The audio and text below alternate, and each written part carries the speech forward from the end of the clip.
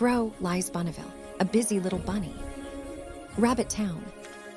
And in the very center of that busy little town stands a cottage, a neat twig cottage, with a neat brown roof, which is known to all is the very own home of great-grandpa Bunny. Great-grandpa Bunny, as every bunny knows, was the ancestral founder of the town, which is a very fine thing to be. He liked to tell the young bunnies who always gathered around how he and Mrs.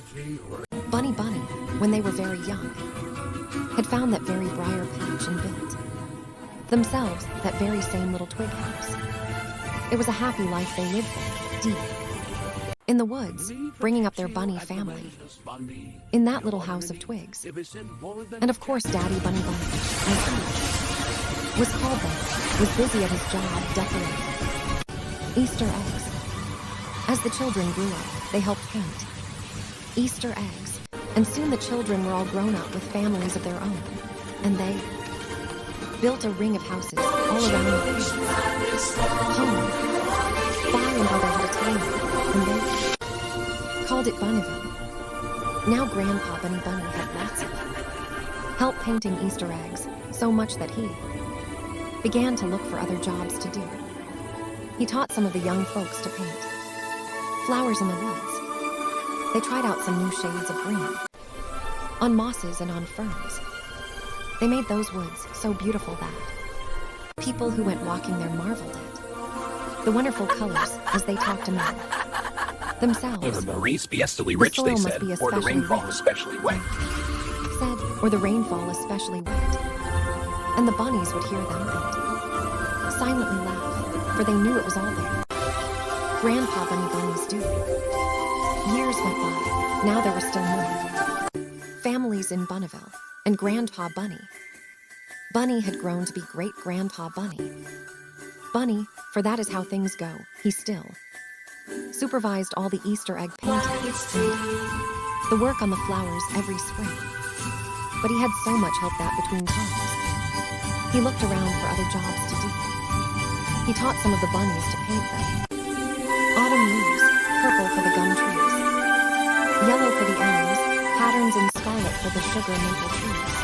Through the woods they scampered with their brushes and their pails, and the people who went walking there would say among themselves, "Never has there been such color in these woods.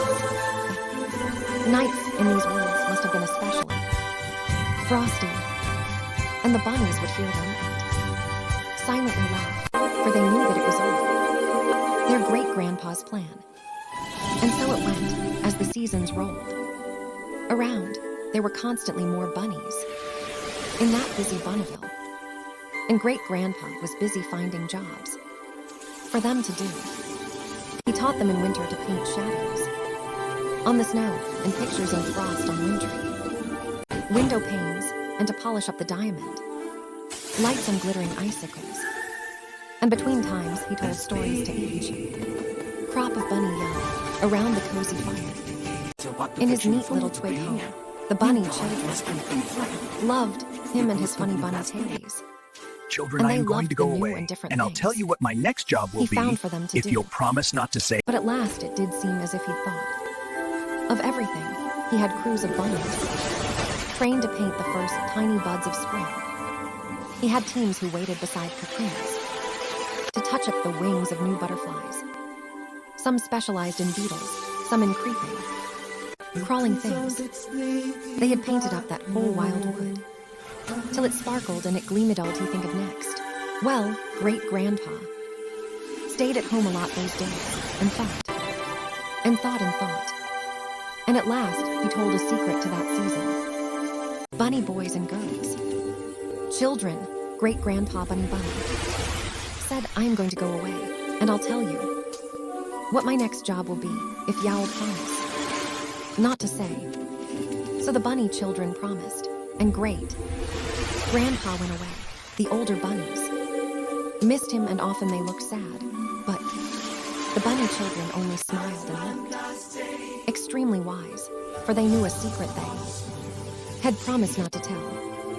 Then one day, a windy rainstorm pelted Down on Bunnyville, everyone scampered, speedily home and stayed cozy and dry in their cottages.